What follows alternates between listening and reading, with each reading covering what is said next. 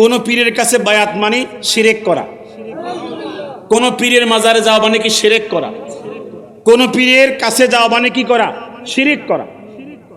আপনারা বলেন একজন পীরের কাছে বায়াত হওয়া মানে শিরক করা? শিরক কি এটা সস্তা? কথা কোন নাকা? শিরক কি এটা সস্তা জিনিস? শিরক মানে হচ্ছে আল্লাহর উলুহিয়তের সাথে রুবুবিয়তের সাথে কাউকে শরীক করার নাম হচ্ছে শিরক। আল্লাহ যেমন রিজিক দেয়, দুনিয়ার কোন মানুষকে এরকম রিজিক দাতা মনে করা, এটা শিরক। কথা কোন নাকা? আল্লাহ যেরকম কি করে একজন মানুষের হায়াত দেয়, মৌত দেয়, সন্তান দেয়, এরকম দুনিয়ার কাউকে এরকম মনে করার নাম কি? শিরক। আমরা যারা পীরের হাতে বায়াত হয়েছি, আমরা কেন বায়াত হয়েছি? এজন্য যে আমরা বায়াত হয়েছি আমি যেন শরীয়তের উপরে হুজুরকে ফলো করে অনুসরণ করে আমি যেন পাক্কা ইমানদার হতে পারি। কথা কোন ঠিক কিনা? আমি যেন কামেল মুমিন হতে পারি, কামেল মুত্তাকি হতে পারি, এই আশা করে আমরা বায়াত হয়েছি। আমি সোনাকান্দার একজন ভক্ত হয়ে সবার সামনে বলতে চাই, যদি আপনি এর বাহিরে গিয়া আপনি দুনিয়ার সন্তানের জন্য, দুনিয়ার আপনার চাকরির জন্য, দুনিয়ার ইজ্জত সম্মানের জন্য বায়াত হন, এটা অবশ্যই নাজায়েজ হবে। আপনি বায়াত হবেন কেবলমাত্র আপনি যেন পরিপূর্ণ ইমানদার মুত্তাকি হতে পারেন। কথা বলেন ঠিক কিনা? বিভিন্ন বাতিল পন্থীরা পিসাবুদেরকে কয় কাফের, নাউজুবিল্লাহ কয়। আচ্ছা সোনাকান্দার হিসাব কাফের হইলে হেতে কি? ওমা কয় সোনাকান্দার হিসাব কাফের হইলে হেতে কি? দেখতুয়া দে হেতে কে মুমিন। কথা কোন নাকি আপনারা? পরে উনি ধরছে, কয় কোনটা কোনটা কয় নাম দি কইয়া দেন। ওর নাম দি কইয়া দিছিলাম, পরে বাড়িতে গিয়ে খুঁজছে, বাড়ির থেকে পলাইছে। কথা কয় না, বাড়ির থেকে পলাইছে। জানাজার নামাজের কথা বলে ভাগিয়ে গেছে। কইছে নামটি দেন, কে কি ডিস্টার্ব করে। নামটি দিয়ে দিছি, হুজুর কেউ লাগবে না, আমি একা যথেষ্ট। এগুলো কি ওলি আল্লাহর নজরে? কথা কোন ঠিক কিনা? ওলি আল্লাহর নজরে হয়েছে, ওলি আল্লাহর রুহানি ফয়েজ তাওয়াজ্জু হয়েছে, ঠিক কিনা বলে? পীর যা আমাদেরকে শুনাইছে, আকাবির যা আমাদেরকে শুনাইছে, সব কোরআন সুন্নাহর বাইরে শুনাইছে। অতএব সেগুলো আমরা শুনবো না, এগুলো মাইনাস করে দিয়া এখন আমরা শায়েখদের কথা শুনবো। কাদের কথা শুনবো? শায়েখদের। ঠিক আছে, আলহামদুলিল্লাহ, শুনেন, কোনো অসুবিধা নাই। বুখারী শরীফের হাদিসটাকে মনোযোগ দিয়ে শুনেন, তাহলে পীর কি বলেছে আর আকাবির কি বলেছে সব পরিষ্কার হয়ে যাবে। বুখারী শরীফে আসছে, এক লোক 99 জনকে খুন করছে। কয়জনকে? সবাই জোরে কর না। এই লোক তখন এই 99 জনকে খুন করার পরে তার মনের মধ্যে একটা চিন্তা আসছে, আমি আর কয়দিন বাঁচবো, আর কয়দিন হায়াত আছে, আমি তো 99 জনকে খুন করেছি। মনে একটু হেদায়েত হওয়ার জন্য কি আসছে? আল্লাহর ভয় তার মধ্যে আসছে। তো এক মুফতি সাহেবের কাছে গিয়ে বলতেছে, হে মুফতি সাহেব, যদি আপনি আমাকে একটু রাস্তা দিয়ে দেন, আমার কোন রাস্তা আছে? আমি তো 99 জনকে খুন করেছি, আল্লাহকে আমাকে তওবা করলে ক্ষমা করবে? তখন উনি বলছে, এটা আমার জানা নাই, এত বড় গুনাহগার কালে ক্ষমা করবে এটা আমার জানা নাই। হে কয় ঠিক আছে, যখন তোমার জন্য জানাই নাই, দিছে কি হেরে? কথা কয় না, কথা কন না কা? হেরে খুন করে দিছে রওয়ানা। পরে একজনকে বলতেছে, শোনো, ছিল 99 জন, আজকে একজন শেষ করছি, আশা করছিলাম কি হব, ভালো হব, কই আর কার কাছে গিয়ে আমি এই মাসালা জানবো? তখন তারে পথ দেখাইতেছে, শোনো, তুমি ওই এলাকায় গিয়া এই মাসালার সমাধান পাইবা, একজন ভালো ফরহেজগার আল্লাহওয়ালা বুজুর্গ, ওই লোকের কাছে গেলে তুমি সমাধান পাইবা, যাও সেদিকে যাও, আশা করি সেখানে গেলে তুমি কি হবে, সঠিক সমাধান পাবে। চিন্তা করে দেখেন, এই লোক ওই বাড়ির দিকে রওনা দিছে। আল্লাহর কি মেহেরবানি, লোকের হায়াতও কি শেষ। এই লোকটা রওনা দেওয়ার পরে আজরাইল তার রুহু কবজ করে ফেলছে। কথা কন না, কি করছে? রুহু কবজ করার জন্য আসছে। এখন রুহু কবজ করার পরে তাকে যে জান্নাতে নেওয়া হবে নাকি জাহান্নামে নেওয়া হবে, দুই দল ফেরেশতা আসছে। কয় দল? এখন জান্নাতীরা বলতেছে সে জান্নাতি, আর যারা জাহান্নামী ফেরেশতারা ওরা বলে সে জাহান্নামী। তখন ঝগড়া শুরু হয়েছে। এরই মধ্যে তখন আজরাইল গিয়া আল্লাহর কাছে গিয়া বলতেছে, আল্লাহ, এই লোক তো রূহ কবজ করা হয়েছে, জান্নাতীরা বলতেছে জান্নাতে যাবে, জাহান্নামের ফেরেশতারা বলে জাহান্নামে যাবে, এখন সে যাবে কোথায়? আল্লাহ তাআলা তখন বলছে, যাও, যে এই লোক তো জাহান্নামী ছিল, সেই তো মানুষ খুন করেছে, কিন্তু সে একজন আল্লাহওয়ালা, একজন আল্লাহ আমার একজন মহব্বতের বান্দার কাছে রওনা দিছিল, সে ভালো হওয়ার জন্য রওনা দিছিল। তুমি গিয়া দেখো লোকটা যেখানে মারা গেছে ওইখান থেকে ওই আল্লাহওয়ালার বাড়ি এর দূরত্ব বেশি নাকি ওইখান থেকে এই গুনাহগার পাপী বান্দার বাড়ির দূরত্ব বেশি? এর আগে আল্লাহ পাক আরেক ফেরেশতার দল পাঠায় দিছে, তোমরা মাফার আগে গিয়া আমি আরেক কাণ্ড ঘটাইয়ে দেব। ওই একদল ফেরেশতা দিয়া আল্লাহ পাক বলেন, তোমরা ওই লোকটা যেখানে মারা গেছে সেখান থেকে ওই আল্লাহওয়ালা ফরহেজগার ওই মুত্তাকি বান্দার বাড়ির সীমানা অনেক বেশি, তোমরা সীমানাকে কমায়া ধরো। আর এই লোকটার বাড়ি আর ওই লোকটা যেখানে মারা গেছে এই সীমানাটা কি কম, তোমরা জমিনকে টাইম না কি করো, লম্বা করে ধরো, যেন এই দ্বিতীয় দল মাপতে গেলে ওই আল্লাহওয়ালার বাড়ি কাছাকাছি হয়ে যায় আর নিজের বাড়ি দূর হয়ে যায়। পরের দল গিয়ে মাপতে গিয়ে দেখে আল্লাহওয়ালার বাড়ির সীমানা কাছাকাছি আর এই বান্দা, এই গুনাহগার বান্দার বাড়ির সীমানা লম্বা। তখন আল্লাহ তাআলার ফেরেশতারা, জান্নাতি ফেরেশতারা ওর রূহটাকে জান্নাতে নিয়ে গেছে। এই হাদিসের ব্যাখ্যা করে উলামায়ে কেরাম এই কথা স্পষ্ট করেছেন, আপনি গুনাহগার, আপনি অনেক পাপী, কিন্তু আপনি আল্লাহওয়ালাকে ধরেছেন, আপনি আল্লাহওয়ালাকে চিনেছেন, আপনার কপাল ভালো, ঠিক কিনা বলেন? আপনি আল্লাহওয়ালাকে পেয়েছেন, আল্লাহওয়ালার সান্নিধ্য পেয়েছেন, তার কাছে যাওয়ার তৌফিক হয়েছে। এই ফিতনার জামানায়, এই মুসিবতের জামানায় আপনি আল্লাহওয়ালার ঠিকানা পেয়েছেন, আমার আপনার কপাল ভালো, এই জন্য আমাদেরকে আল্লাহ নেয়ামত দান করেছে। গোল্ড অফ মদিনা, সুন্নিয়তের অহংকার। ইমাম আব্দুল্লাহ ইবনুল মুবারক, কথা কন না, কত বড় মুহাদ্দিস ইমাম আব্দুল্লাহ ইবনুল মুবারক, উনি বলেন, আমি যুদ্ধের মাঠে একজন সাধারণ যোদ্ধা, একদিক দিয়ে মুহাদ্দিস আরেক দিক দিয়ে কি যোদ্ধা। আমি যুদ্ধের মাঠে এমত অবস্থায় আমাদের ভিতরে একটা ত্রাস সৃষ্টি হয়েছে, আতঙ্ক সৃষ্টি হয়েছে যে আমাদের থেকে বড় বড় বলিয়ান বীর পুরুষ 6 জন, কয়জন? 6 জন কাফেরদের সাথে লড়াই করার জন্য গেছে, একজনও ফিরে আসে নাই। 6 জন কি হয়ে গেছে? শহীদ হয়ে গেছে। ওই কাফেরদের পক্ষ থেকে এক বড় বীর পুরুষ যোদ্ধা মুসলমানদেরকে ডাকে, একজন ডাকে, উনি যখন শহীদ হয়ে যায় আরেকজন ডাকে, উনি যখন শহীদ হয়ে যায় আরেকজন ডাকে, ডাকতে ডাকতে কয়জন ডাকছে? 6 জন ডাকছে। 6 জন আমাদের ভিতরে সবচেয়ে বড় সাহসী, সবচেয়ে বড় যোদ্ধা। এই 6 জন যখন শহীদ হয়ে গেছে তখন আমরা পরামর্শ বৈঠকে বসলাম, এখন আমরা কি করব?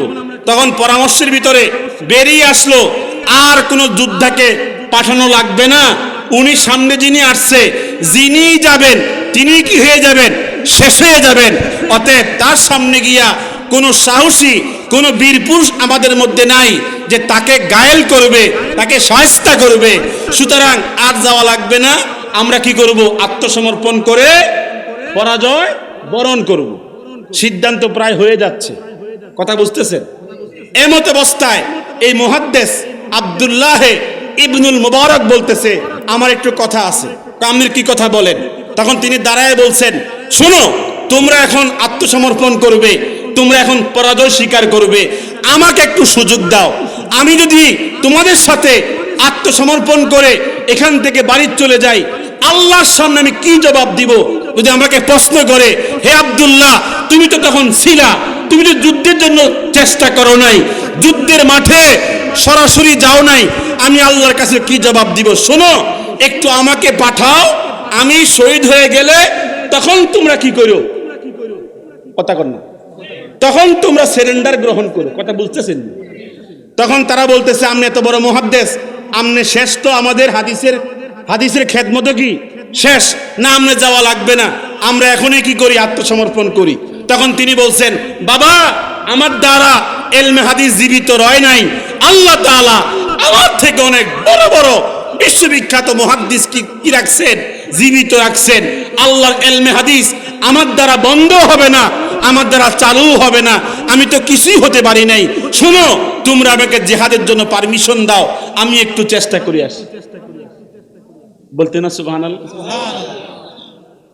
পারমিশন পাইছে অনেক জোরাজুরি করে। আর আমরা জিহাদ জিহাদ জিহাদ চাই, জিহাদ লাগলে কথা কই না, জিহাদ লাগলে আমি নাই। পারমিশন পাওয়ার পরে গেছে। দেখেন আল্লাহ তাআলার কি ক্ষমতা, আল্লাহ পাকের কি কুদরত। আব্দুল্লাহ ইবনুল মুবারক বলছেন, মুসলমান কখনো কাফেরকে আঘাত করে না, করে মুসলমান সহ্য করে। তোমরা আঘাত করো, আমি কি করব, প্রতিহত করব। যখন কাফের আঘাত করেছে, আব্দুল্লাহ ইবনুল মুবারক প্রতিহত করেছে। ইতিহাসের মধ্যে লেখা, সাথে সাথে ওর তরবারি টুকরা হয়ে জমিনে পড়ে গেছে। এখন তরবারি দিয়ে আঘাত করছে, আব্দুল্লাহ ইবনুল মুবারকের গায়ের মধ্যে লাগে নাই, তরবারি কি হয়ে গেছে, ভেঙে গেছে। এখন আব্দুল্লাহ ইবনুল মুবারক বলছে, তোমাদের আঘাত শেষ, এখন আমি আঘাত করব, তুমি কি করো, প্রতিহত করো। আল্লাহর কি ক্ষমতা, আল্লাহু আকবার এই কথা বলে এই তাকবীর দিয়ে যখন আঘাত করেছে, তার শিরস্ত্রাণ ভেঙে এক আঘাতে এই কাফের টুকরা হয়ে গেছে। কি হয়েছে, তাহলে খতম। যে 6 জন কি করছে, সাহাবায়ে কি বলে, মুসলমানদের বড় বড় যুদ্ধে খতম করছে, শহীদ করছে। হে আব্দুল্লাহ ইবনুল মুবারকের হাতে কি হয়েছে, কতল হয়ে গেছে। তখন তিনি বলছেন, তোমাদের একজন তো শেষ করলাম, আর কারো সাহস আছে আমি আব্দুল্লাহর সামনে আসতে? আরেকজন আসছে, তাকেও কতল করছে। আর কেউ আসো, আরেকজন আমার সামনে আসো। এভাবে আরেকজন আসছে। ইতিহাসের পাতায় লেখা আছে 6 জন আসছে, 6 জন কতল করছে। তখন তিনি ভাবছে, আমার ভাই 6 জনকে যারা কি করলো, শহীদ করলো, তাদের কিসাস আমি কি করেছি, 6 জনকে কতল করেছি। তিনি তখন ভাবলেন, আমার আর লাগবে না, আমার 6 জনের বদলা কি হয়ে গেছে, শেষ হয়ে গেছে। তবে তিনি আতঙ্ক সৃষ্টি করার জন্য বলছে, তোমাদের মধ্যে আর কে আছে, আসো আমার সামনে। আর কে আছে, আছো আমার সামনে। এই যখন বীর বিক্রমতার সাথে যখন তিনি ডাক শুরু করেছে, এই ডাকের কারণে ওদের হৃদয়ে আল্লাহ পাক এমন ভয় সৃষ্টি করে দিয়েছেন। তখন তারা সিদ্ধান্ত নিয়েছে, আর জিহাদ করতে হবে না। এখন যে লোকটা আসছে, এটা মানুষও না, জিনও না, তার সামনে গিয়ে যুদ্ধ করে টিকা সম্ভব হবে না। অল্প সময়ের ভিতরেই মুসলমানদের কি হয়ে গেছে, সবাই কথা বলেন না। আমি এখন এই কথা কেন তুলছি, এটা বোঝানোর জন্য।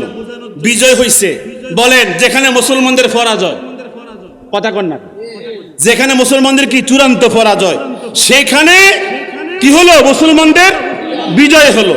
এখন বিজয়ের পরে আমাদের যে চিরাচরিত অভ্যাস, যারা সমাজে বসবাস করি, এই আমাদের অভ্যাস অনুযায়ী কিছু সাধারণ যোদ্ধারা তারা স্লোগান দেওয়া শুরু করেছে, আব্দুল্লাহ ইবনুল মুবারকের সাহসিকতার ফসলে আজকে আমাদের বিজয় হয়েছে। এরকম স্লোগান, এরকম ধন্যবাদ, এরকম শুকরিয়া মিছিল শুরু করেছে। তখন তিনি মনোযোগ দিয়ে শুনেন, তখন তিনি আব্দুল্লাহ ইবনুল মুবারক তখন তিনি ঘোড়া থেকে লাফ দিয়ে জমিনে পড়ে গেছে। জমিনে পড়ে যুদ্ধের মাঠে হামাগুড়ি খাচ্ছে আর বলছে, আমার সমস্ত ইবাদত, আমার সমস্ত যুদ্ধের সমস্ত সওয়াব তোমরা শেষ করে দিয়েছো, তোমরা শেষ করে দিয়েছো। জবান খুলে কন্যা সুবহানাল্লাহ। সবাইকে কি করলাম আমরা করলাম কি, তোমাকে আমরা কি করতেছি, ধন্যবাদ জানাচ্ছি। তোমার উসিলে আমরা কি পাইলাম, কথা কন না কা, তোমার উসিলে আমরা কি পেলাম, জিহাদের মধ্যে বিজয় পাইলাম। এখন তোমার কথাই তো বলতেছি। তখন তিনি বলছেন, তোমরা আমাকে শেষ করে দিয়েছো, তোমরা আমার সব সর্বনাশ করে দিয়েছো। তিনি হামাগুড়ি দিয়ে কাঁদতেছে আর বাচ্চার মতো কি করতে, ছটফট করতেছে। সবাই তখন আশ্চর্য হয়ে গেছে, কি হলো তোমার, কি হলো, তোমার প্রশংসাইতে করতেছি, তোমার কোনো কীর্তনতে করতেছি। তখন তিনি বললেন, তোমরা আমার সব অর্জনকে ধূলিসাৎ করে দিয়েছো। সবাই থামো, স্লোগান বন্ধ করো। সবাই স্লোগান বন্ধ করছে। তখন তিনি বলছেন, তোমরা কেন আমাকে সর্বনাশ করছো? শোনো, আমি জিহাদ করেছি, আমি আল্লাহর কাছে অনেক পুরস্কার পেয়ে গেছি। কথা কন না। আমি জিহাদ করেছি, আমি নিজের চোখে আল্লাহর কাছে অনেক পুরস্কার নিজের চোখে দেখতেছি, কিন্তু তোমাদের স্লোগানের কারণে, তোমাদের সমস্ত কথার কারণে আমার যে ভিতরে যে শত্রু, আমার নফস মোটা হচ্ছে আর তাজা হচ্ছে। কথা কোন ঠিক কিনা? আমার এই ইবাদতের কারণে, আমার এই ইবাদতের, আমি যা পাইছিলাম আল্লাহর কাছে সব তোমার ধ্বংস করে ফেলতেছো। শোনো, তোমরা আর স্লোগান দিও না, তোমরা শোনো, আমি দুনিয়াতে যতদিন থাকি, দুনিয়ার হায়াতে কোনো জায়গায় কোনো ব্যক্তির কাছে গিয়া আজকের যে ক্রেডিট, আমার যে অর্জনটা, আমার যে সংগ্রামটা, আমার যে সাহসিকতাটা কারো কাছে বলবো না। যদি বলো তাহলে আমার নফস আমাকে শেষ করে দিবে। কথা কন না। যদি বলো আমার নফস আমাকে শেষ করে দিবে। আমার নফস তখন ঘুরে ঘুরে মানুষের কাছে বলবে, তুমি না থাকলে তো বিজয় আসতো না। কথা কন না। তুমি না হলে তো বিজয় হতো না। এই নফস আমাকে সর্বনাশ করে দিবে। তোমরা আমার সঙ্গে ওয়াদা করো, কোন জায়গায় গিয়ে বলবে, এই কাহিনী কারো কাছে বলবে। সবাই তখন ওয়াদা করেছে, কোনোদিন কারো কাছে এই কথা বলবো না, তবে তোমার মৃত্যুর পরে বলবো। মৃত্যুর পরে বললে অসুবিধা আছে? কথা কন না। আমনে তাহাজ্জুদ পড়েছেন, সারা জীবন পড়েছেন, আপনার স্ত্রী জানে, কারো কাছে বললো না, কারো কাছে প্রকাশ করলো না। মরে যাওয়ার পরে তুই বলে, আমার স্বামী সারা বছর কি করতো? তাহাজ্জুদ পড়তো। আপনার কোনো অসুবিধা আছে? কথা কন না। আপনি সারা বছর কি রাখেন? মাঝে মাঝে নফল রোজা রাখেন, কেউ জানে না, স্ত্রী জানে, সে কারো কাছে বলে নাই। কিন্তু আপনার মৃত্যুর পরে বললে আপনার আমল নষ্ট হবে? কোনো নষ্ট হবে না। এজন্য যে কোনো ইবাদত, ছোট হোক আর বড় হোক, দুনিয়ার কেউ না জানুক, আল্লাহ জানলেই হয়। এ কথা আমরা রাজি? হাত তুলে বলে। দুনিয়ায় কেউ না জানুক, আল্লাহ জানলেই হয়, আল্লাহ দেখলেই হয়, আল্লাহর নিকটে গেলেই হয়। তাহলে আপনার ইবাদত আপনাকে আমল নামা ভারী করে জান্নাতে নিয়ে যাবে। যদি আপনি ইবাদত করেন মানুষকে দেখানোর জন্য, আমি কসম করে বলি, এই ইবাদত কোনোদিন নবীর হাদিস অনুযায়ী, আল্লাহর কোরআন অনুযায়ী ওই ইবাদত ওজন হবে না। এটা গণনা করা হবে। আরেকটা কথা বলি, শায়েখ আলী তানতাবি, শায়েখ আলী তানতাবি, অনেকেই মেহমান আসছেন, যেহেতু আমাদের দুর্যোগপূর্ণ মুহূর্ত, বসার কোনো জায়গা নাই, সব জায়গায় ভিজা ভিজা। যারা মেহমান আসছেন, আমি অনুরোধ করি, আমার এখন মনে হয় সময় হয়ে যাচ্ছে, মুফতি আলাউদ্দিন জিহাদি সাহেব আমার স্নেহের চলে আসবে। আপনারা যারা দাঁড়ানো আছেন, মেহরবানি করে ভিতরে চলে আসেন। তো আমি মনে করি পিসা বুধু যেহেতু চলে আসবে কিছুক্ষণের মধ্যেই, আর যেহেতু বৃষ্টি বাদলের সময়, রাত বেশি লম্বা করা যাবে না, অনেক কষ্ট করে আপনারা অনেক দূর থেকে আসছেন, আমরা সংক্ষেপ করে ফেলতেছি। কথা বুঝতেছেন? আমার সংক্ষেপ করে ফেলতে হবে। যারা দাঁড়ানো আছেন, মেহরবানি করে যেখানে জায়গা পান সেখানেই বসে পড়ে। যারা যেখানে জায়গা পান সেখানে বসে পড়েন। সামনে জায়গা আছে এবং পেছনে চেয়ার আছে, আপনারা মেহরবানি করে বসে পড়েন। আল্লাহ পাক যেন আমাদের সকলকে দুনিয়ার এই রঙ্গমঞ্চে, এই দুনিয়ার এই আনন্দ, এই সৌন্দর্য মণ্ডিত দুনিয়ার মধ্যে আমরা যেন অত্যন্ত বুদ্ধিমান হতে পারি। বুদ্ধিমান তো তাকেই বলে যে আমেলা বাদাল মাউত, যে পরকালের জন্য কি করে? ইবাদত করে। কথা কোন ঠিক কিনা? আরো জোরে কোন ঠিক কিনা? আল কাইয়্যিসু, আল কাইয়্যিসু মান দানা নাফসাহু ওয়া আমিলা লিমা বাদাল মাউত। বুদ্ধিমান তো তাকেই বলে যে তার নফসকে চিনেছে। যে নফসকে চিনে নাই সে শেষ। কথা কন না। যে তার নফসকে চিনে নাই, যে তার নফসকে চিনে নাই, সে সর্বনাশ হয়ে গেছে। আর যে নফসকে চিনেছে, নফস তার শত্রু নাকি বন্ধু? নফস কি শত্রু। এই শত্রুকে চিনেছে, শত্রুকে পাহারা দিয়েছে, শত্রুকে কন্ট্রোল করেছে, এবং যে তার পরজীবনের জন্য আমল করেছে, সে হচ্ছে সবচেয়ে বড় বুদ্ধিমান। কথা কোন ঠিক কিনা? আমি আপনাদের সামনে আবু শায়েখ আলী তানতাবি, এই কথাটা শুনলে আশ্চর্য হবেন। আমি নিজে চোখের পানি ফেলে দিয়েছি। আমি পড়ার পর আশ্চর্য। এবছর রমজান মাসে আমি এই কথাটা পেয়েছি। আমি এতেকাপ চলা অবস্থায় একটা কিতাব পড়েছি। এই কিতাব পড়া অবস্থায় আমি জীবনে এই কথা পাই নাই, এই রমজান মাসে পেয়েছি। কষ্ট হচ্ছে আপনাদের? কি পাইছে শোনেন। নাম তার শায়েখ আলী তানতাবি, বিশ্ববিখ্যাত আলেম।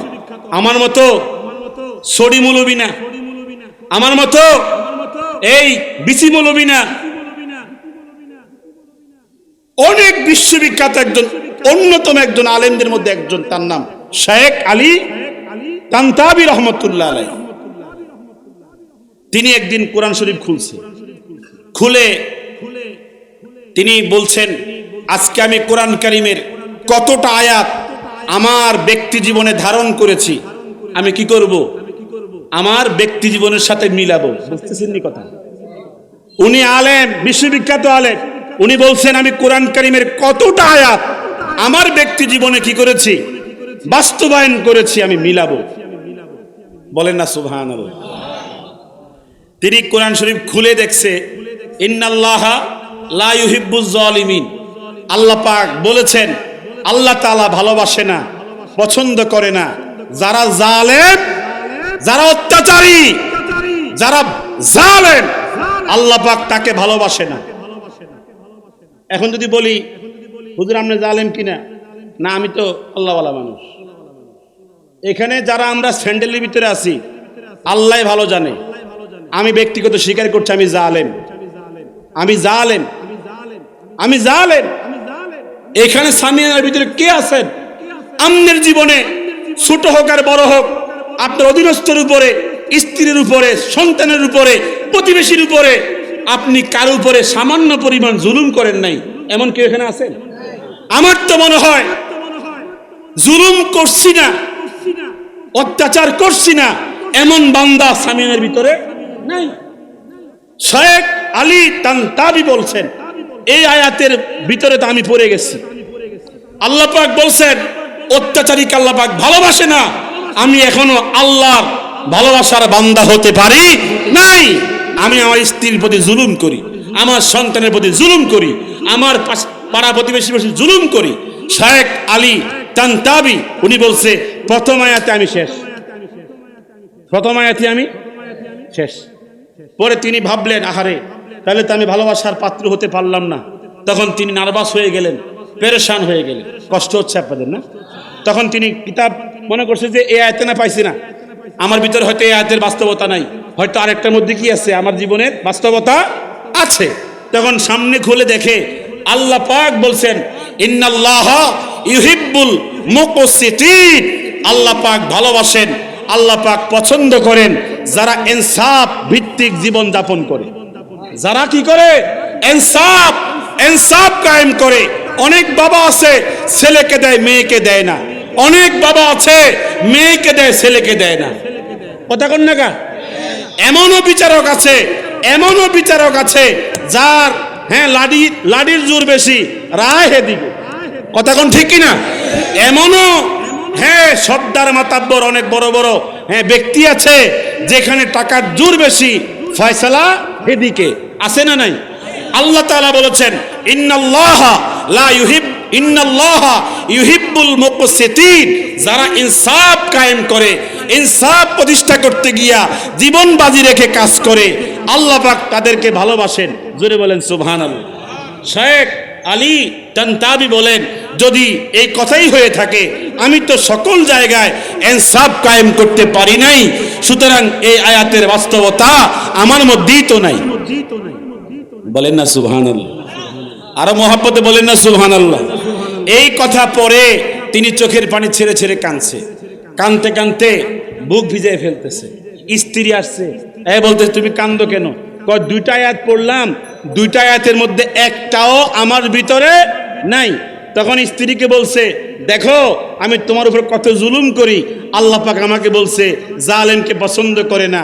আমি ইনসাফ ভিত্তিক ভাবে জীবন এখনো পরিপূর্ণ কি করতে পারি নাই, পরিচালনা করতে পারি নাই।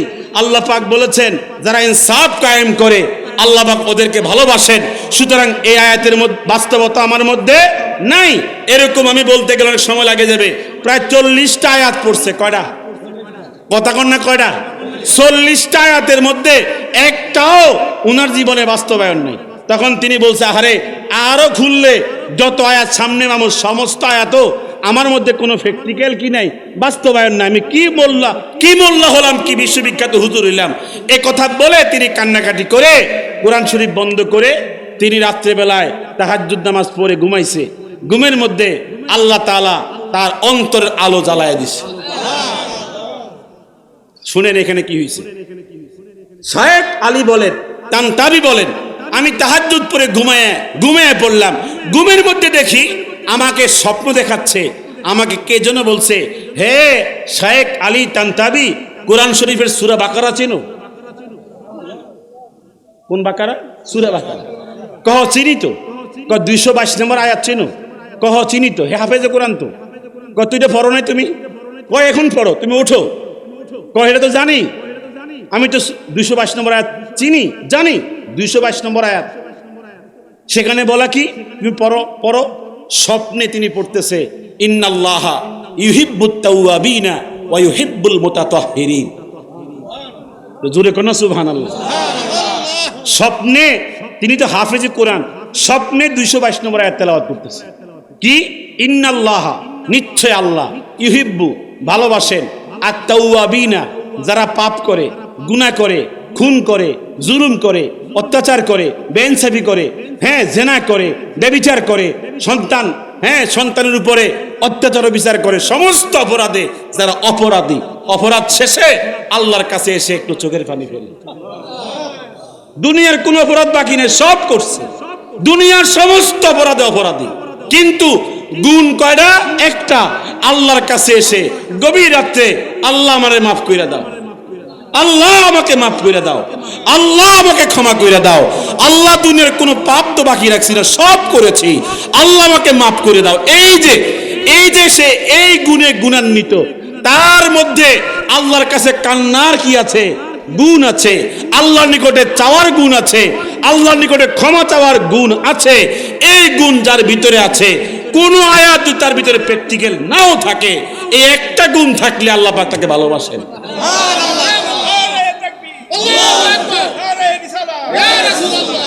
কোন গুণ নাই, মানুষ গুণ করছেন, কি হয়েছে আপনার? আল্লাহ তাআলার নিকটে কোনো কিছুই না। কথা কোন না?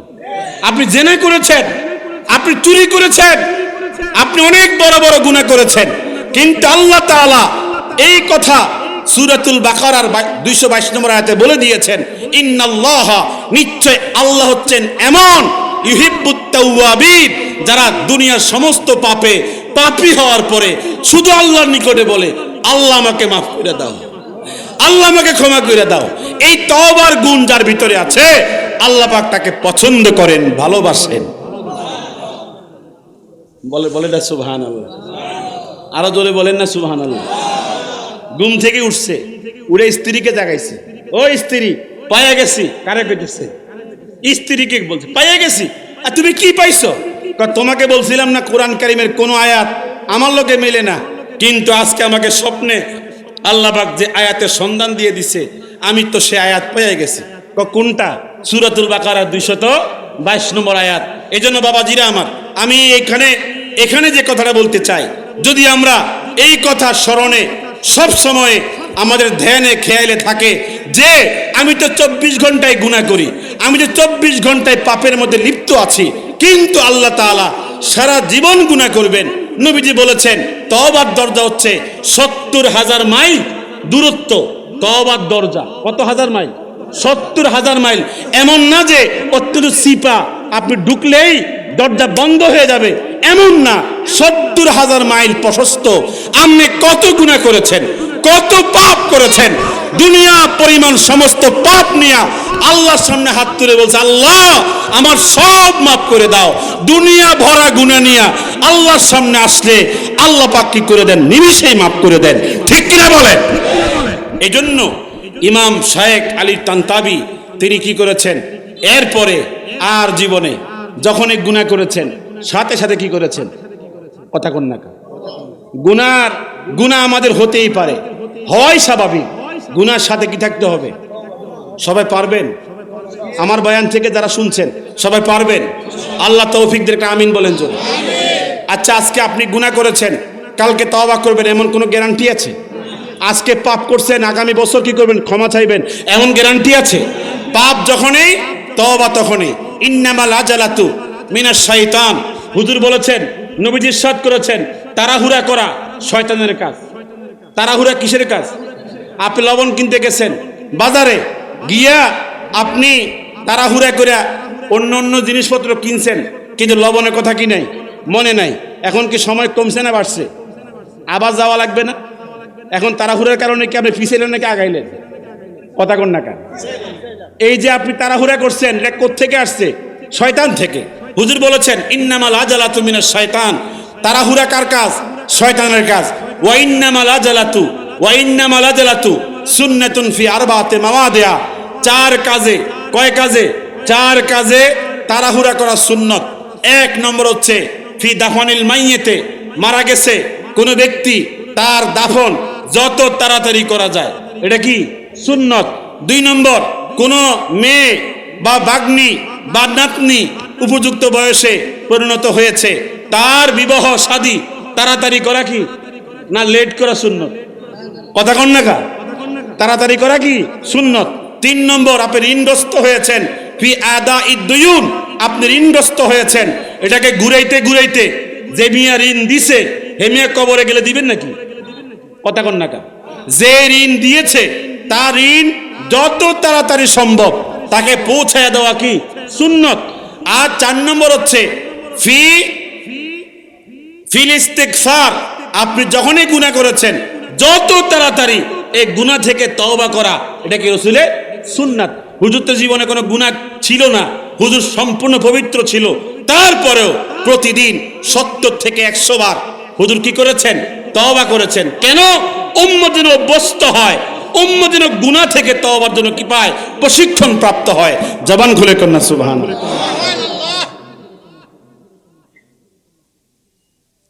বুখারী শরীফ থেকে এক হাদিস শোনাচ্ছি, বলবো আপনাদের কাছে। বর্তমান প্রেক্ষাপট নিয়ে বলতেছি।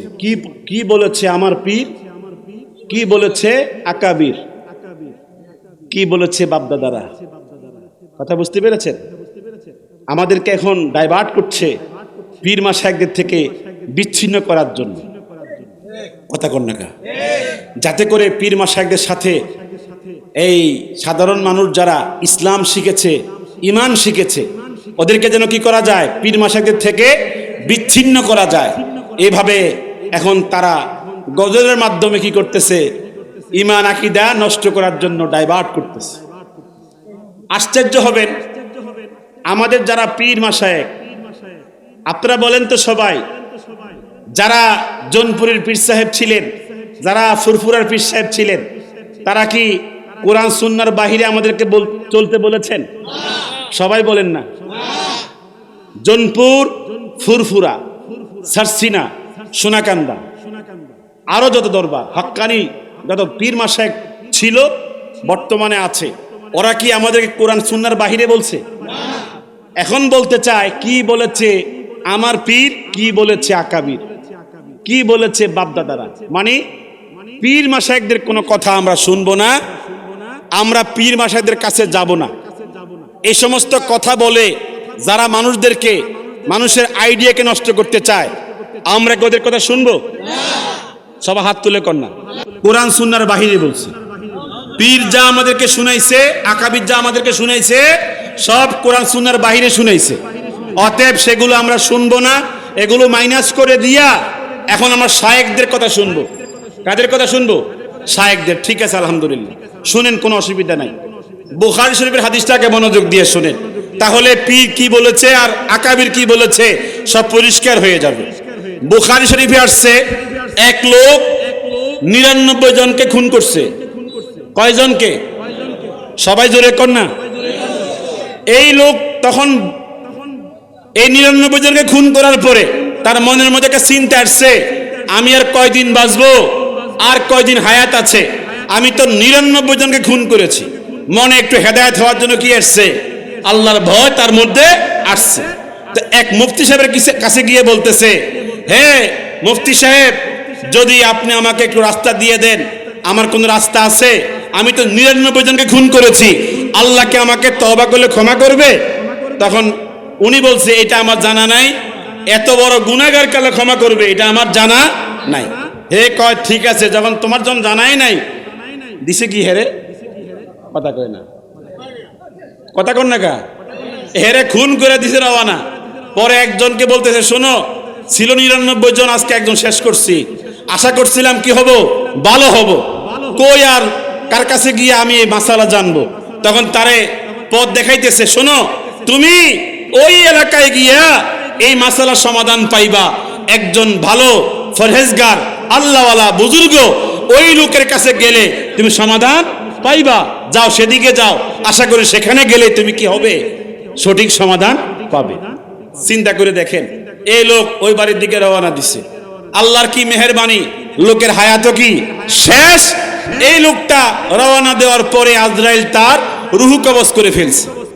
কথা কন না, কি করছে, রুহু কবজ করার জন্য আসছে। এখন রুহু কবজ করার পরে তাকে যে জান্নাতে নেওয়া হবে নাকি জাহান্নামে নেওয়া হবে, দুই দল ফেরেশতা আসছে। কয় দল? এখন জান্নাতীরা বলতেছে সে জান্নাতি, আর যারা জাহান্নামী ফেরেশতারা ওরা বলে সে জাহান্নামী। তখন ঝগড়া শুরু হয়েছে। এরই মধ্যে তখন আজরাইল গিয়া আল্লাহর কাছে গিয়া বলতেছে, আল্লাহ, এই লোক তো রূহ কবজ করা হয়েছে, জান্নাতীরা বলতেছে জান্নাতে যাবে, জাহান্নামের ফেরেশতারা বলে জাহান্নামে যাবে, এখন সে যাবে কোথায়?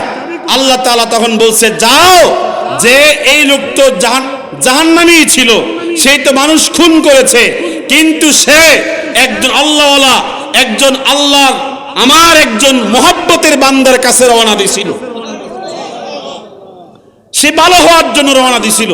তুমি গিয়া দেখো লোকটা যেখানে মারা গেছে ওইখান থেকে ওই আল্লাহওয়ালার বাড়ি এর দূরত্ব বেশি নাকি ওইখান থেকে এই গুনাহগার পাপী বান্দার বাড়ির দূরত্ব বেশি? এর আগে আল্লাহ পাক আরেক ফেরেশতার দল পাঠায় দিছে, তোমরা মাফার আগে গিয়া আমি আরেক কাণ্ড ঘটাইয়ে দেব।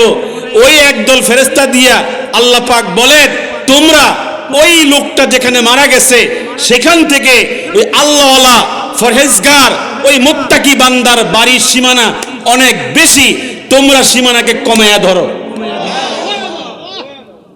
আর এই লোকটার বাড়ি আর ওই লোকটা যেখানে মারা গেছে এই সীমানাটা কি কম, তোমরা জমিনকে টাইম না কি করো, লম্বা করে ধরো, যেন এই দ্বিতীয় দল মাপতে গেলে ওই আল্লাহওয়ালার বাড়ি কাছাকাছি হয়ে যায় আর নিজের বাড়ি দূর হয়ে যায়। পরের দল গিয়ে মাপতে গিয়ে দেখে আল্লাহওয়ালার বাড়ির সীমানা কাছাকাছি আর এই বান্দা, এই গুনাহগার বান্দার বাড়ির সীমানা লম্বা। তখন আল্লাহ তাআলার ফেরেশতারা, জান্নাতি ফেরেশতারা ওর রুহুটাকে জান্নাতে নিয়ে গেছে। এই হাদিসের ব্যাখ্যা করে উলামায়ে কেরাম এই কথা স্পষ্ট করেছেন, আপনি গুনাহগার, আপনি অনেক পাপী, কিন্তু আপনি আল্লাহওয়ালাকে ধরেছেন, আপনি আল্লাহওয়ালাকে চিনেছেন, আপনার কপাল ভালো, ঠিক কিনা বলেন? আপনি আল্লাহওয়ালাকে পেয়েছেন, আল্লাহওয়ালার সান্নিধ্য পেয়েছেন, তার কাছে যাওয়ার তৌফিক হয়েছে। এই ফিতনার জামানায়, এই মুসিবতের জামানায় আপনি আল্লাহওয়ালার ঠিকানা পেয়েছেন, আমার আপনার কপাল ভালো, এই জন্য আমাদেরকে আল্লাহ নিয়ামত দান করেছে। কথা কোন ঠিক কিনা? আর যারা ওলি আল্লাহর বিরুদ্ধে বলে, এদের অবস্থাটা আল্লাহ রাসূল বলেছেন, মান আদ আলী ওয়ালিজান ফাকাদ আযানতুহু বিল হারবে, যে ওলি আল্লাহর বিরুদ্ধে কথা বলে আল্লাহ পাক ডাইরেক্ট তার বিরুদ্ধে যুদ্ধ ঘোষণা করে। কথা বলেন ঠিক কিনা? আরো জোরে বলেন ঠিক কিনা? আমি আজকে আর কথা বলবো না, যেহেতু এখানে বেশি রাত করলে সমস্যা না।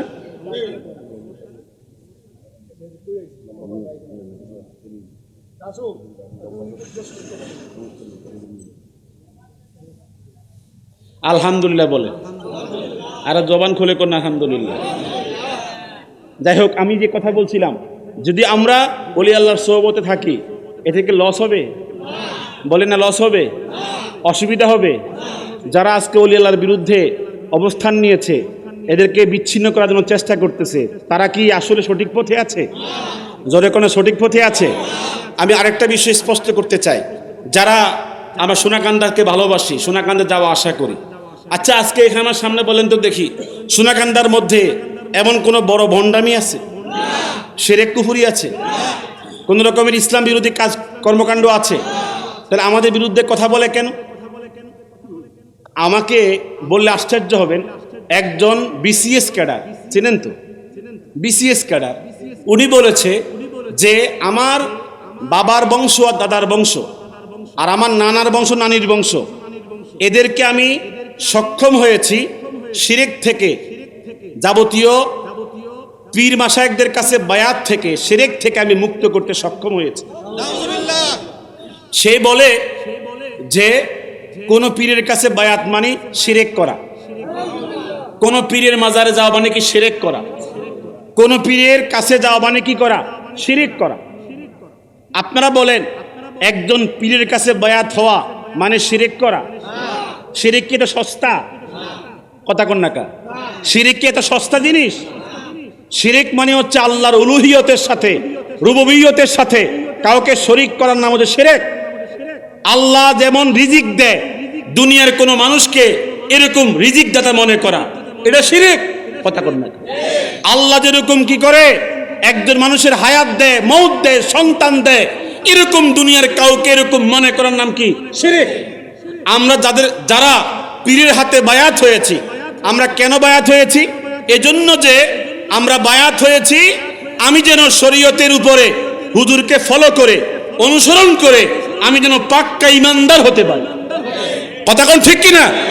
আমি যেন কামেল মুমিন হতে পারি, কামেল মুত্তাকি হতে পারি, এই আশা করে আমরা বায়াত হয়েছি।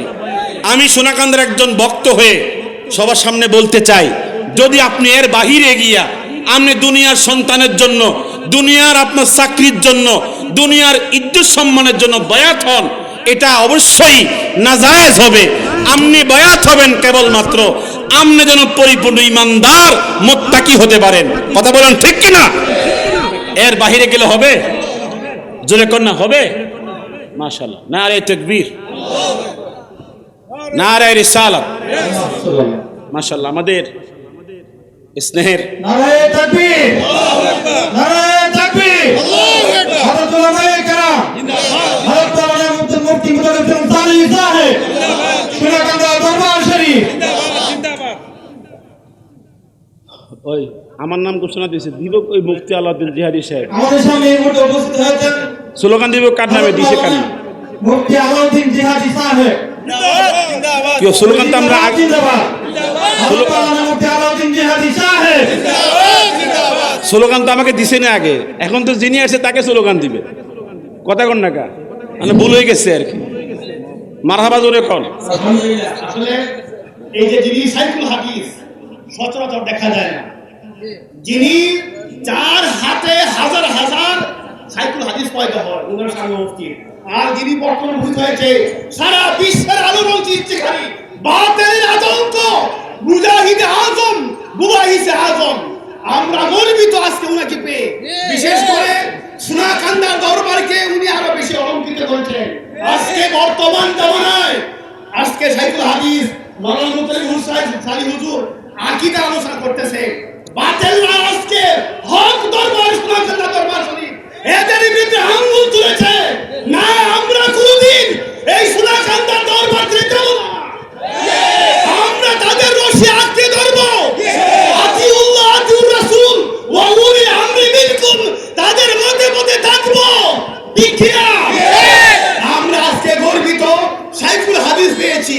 আমরা সেই ইউরোপ থেকে আজকে মুফতি আলাউদ্দিন জিহাদি সাহেব, যিনি মুজাহিদ আজম, মুবাহিস আজম, ওনাকে পেয়েছি।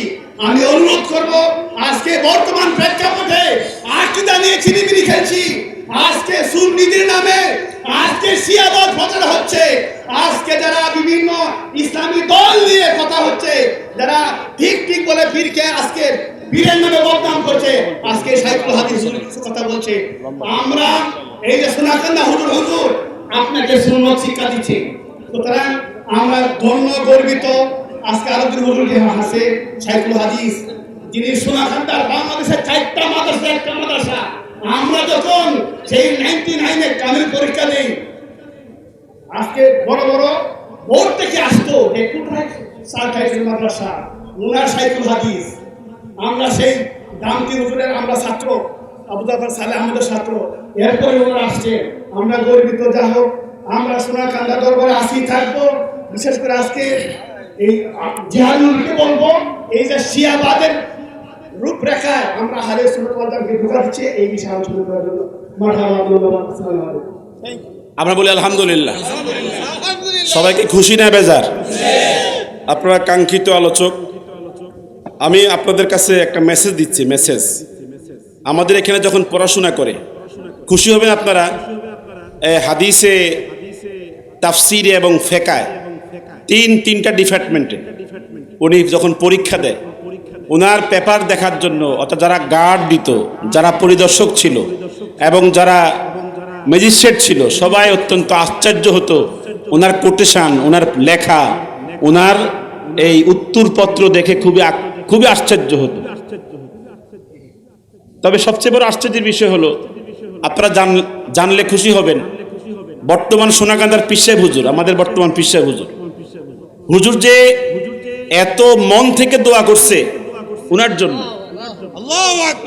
একবারে খাস দোয়া করছে। আমার মনে হয় হুজুরের খাস দোয়াই আলাউদ্দিন জেহাদিকে আল্লাহ পাক তামাম বিশ্বের জন্য কবুল করছে। হুজুরের প্রায় সময় উনি যখন পরীক্ষার হলে, একদিন বলছে উনাকে একটু অফিসে নিয়ে এসে, উনি পরীক্ষার হল থেকে পরীক্ষা দিয়ে অফিসে আসছে। এই অফিসে আসার পরে অফিসে বসতে চায় না, ছাত্র মানুষ বসতে চায় না, হুজুরে জোর করে বসাইছে, বসতে চায় না। আদব কি জিনিস, এই জন্য পীর মাসাইদের কাছে কি শেখানো হয়? আদব শেখানো। উনি বসতে চায় না, হুজুরে অনেক জোর করে অনুরোধ, মানে উনি কয় না হুজুর আমি নিচে, একবার নিচে বসে, পরে বসাইছে। বসছে, বসার পরে হুজুরের কাছে এমন কিছু প্রস্তাবনা দিছে যে হুজুর লেখনী বলেন আর যত রকম বাতিল ফেরকা বলেন, ওদেরকে শায়েস্তা করার জন্য শুধু আমাকে পারমিশন দেন, শুধু পারমিশনটা দেন। লেখনীর যুদ্ধ আর কি বলে আপনার মৌখিক যুদ্ধ, শুধু পারমিশন দেন। হুজুর পারমিশন দিয়ে দিছে। এই পারমিশন দেওয়ার কারণে আল্লাহ তাআলা হুজুরের জবান থেকে পারমিশন পাইছে, সারা বিশ্বে এখন তার নাম। কথা কোন ঠিক কিনা? বর্তমান হুজুর অত্যন্ত, আপনারা মনে হয় দেখেন যে অত্যন্ত চলে একবার সাধারণ পাবলিকের মতো, হয়তো মনে করে যে এরকম জুবরি টুবরি নাই, একবারে আলিশান কোনো জামা কাপড় পরে না, কিন্তু আলহামদুলিল্লাহ হুজুরের দোয়ার ফসল হচ্ছে মুফতি আলাউদ্দিন জিহাদি। এমনকি হুজুর প্রায় সময় এই মানে পরীক্ষা দেওয়ার পরে হুজুর তো নামায় দিছে জিহাদে, এরপরে বিভিন্ন বাতিল পন্থীরা পিসে হুজুরকে কয় কাফের, নাউজুবিল্লাহ কয়। আচ্ছা সোনাকান্দার হিসাব কাফের হইলে হেতে কি? সোনাকান্দার হিসাব কাফের হইলে হেতে কি? দেখো তুই হেতে কে মোমেন, কথা কোন নাকি আপনারা? পরে উনি ধরছে, কয় কোনটা কয়, তুই নাম দি কইয়া দেন। ওর নাম দি কইয়া দিছিলাম, পরে বাড়িতে গিয়ে খুঁজছে, বাড়ির থেকে পলাইছে, কথা কয় না, বাড়ির থেকে পলাইছে, জানাজার নামাজের কথা বলে ভাগিয়ে গেছে। কইছে নামটি দেন, কে কি ডিস্টার্ব করে, নামটি দিয়ে দিছি, হুজুর কেউ লাগবে না, আমি একা যথেষ্ট। এগুলো কি ওলি আল্লাহর নজরে, কথা কোন ঠিক কিনা? ওলি আল্লাহর নজরে হয়েছে, ওলি আল্লাহর রুহানি ফয়েজ তাওয়াজ্জু হয়েছে, ঠিক কিনা বলে? আলহামদুলিল্লাহ। আমি অত্যন্ত নিজে আনন্দিত যে মন থেকে দোয়া করি আল্লাহ পাক যেন এই সমস্ত, আমরা তো একসময় চলে যাব। আমার 22 বছর চাকরি চলে, কয় বছর? 22 বছর, মানে চাকরি করে কয় বছর? অন্য মনে লাগে ছোট মানুষ, কিন্তু বয়স কিন্তু বহুত হয়ে গেছে। এজন্য আমাদের পরবর্তী জেনারেশন যেন এই মিল্লাতকে সাজিয়ে রাখতে পারে, গুছিয়ে রাখতে পারে। আল্লাহ পাক সে হেলেন আল্লাহ পাক দান করেন। আমি দোয়া করি, সবাই বলে না আমি, আরো জবান খুলে কোন আমি। আর একটা বলে যাচ্ছি, উনি আমাদের এখন কি মুখপাত্র, সারা দেশে উনি কি করবেন, আমাদের জন্য কথা বলছেন, বলবেন। আমাকে এবছর বার্ষিক মাহফিলে বয়ানের পরে আমাকে বলছে হুজুর শুধু আমনের মাধ্যমে যেখানে সেটেল দেওয়া দরকার, ওয়াজ মাহফিলের ময়দানে আমনে হুজুর যে কোনো মূল্যে ব্যবস্থা করে দিবে। তা আমরা তো গরিব, কথা কই না, আঙ্গ সোনাকান্দার মুরিদরা কি গরিব, উনি তো ছিল একটু বড় লোকের, বোঝেন না কথাটা? সাবধান, আপনারা বেশি গরিব হালাত দেখাইয়েন না, কিসে জেগে উঠতে হবে। আল্লাহ পাক সকলকে হেফাজত করুন, জোরে কোন আমি। সবাই মিলেমিশে থাকবেন। আর বিশেষ করে আমি আমার স্নেহের আদরের কলিজার টুকরা আমার ছাত্র, আমার প্রিয় মুফতি আলাউদ্দিন জিহাদি সাহেবের জন্য দোয়া করি। আর পিসে হুজুর বলেছেন উনি আমাদের সাংগঠনিকভাবে এবং আমাদের দরবারের সমস্ত বিপদ আপদ, সুবিধা অসুবিধা, কাজে কর্মে তিনি এখন আমাদের লোক, কথা কন না, তিনি কার লোক? আমাদের লোক। এরপর আমাদের না শুধুমাত্র, তিনি তামাম বিশ্বের আহলুস সুন্নাত ওয়াল জামাতের লোক, কথা কোন ঠিক কিনা? সারা বিশ্বে তিনি কি করবেন? কাজ করবেন। ঠিক না বা ঠিক? আল্লাহ পাক আমাদের সকলকে দ্বীনের জন্য, আল্লাহ সন্তুষ্টির জন্য করার তৌফিক দান করে। আজকে এ পর্যন্ত। আগামীকালকেও মাহফিল আছে। কোন জায়গা জানেন? কামালপুরে। যে যেখান থেকে পারেন সবাইকে দাওয়াত দিয়ে দলবদ্ধভাবে সেখানে মাহফিল সফল করবেন। আমি আজকে এ পর্যন্ত। আগামী 7 দিন ব্যাপী, কয়দিন ব্যাপী? অক্টোবরের 14 থেকে অক্টোবরের 20 পর্যন্ত এই 7 দিন ব্যাপী মাহফিল হবে। আমি জিয়াদি সাহেবকে বলবো 7 দিনের জন্য সোনাগান্ধা চলে আসার জন্য। কথা কয় না? হ্যাঁ, দরকার আসেনি? 7 দিন বয়ান চলবে, 7 দিন কি হবে? আলোচনা চলবে। ঠিক কিনা বলেন? আমি মানে বলে দিছি, আশা করে চলে আসতে হবে। পিসেবুজুরও বলেছে। এজন্য বার্ষিক মাহফিল, ইসরা সব মাহফিল, খাস মাহফিল, কোনো মাহফিল কেন বাদ দেওয়া যাবে? আল্লাহ পাক সকলকে যেন, আমাদেরকে যেন দলে দলে এই মাহফিলের ফয়েজ বরকত হাসিল করার তৌফিক দান করে। আসসালামু আলাইকুম ওয়া রাহমাতুল্লাহি ওয়া বারাকাতুহু।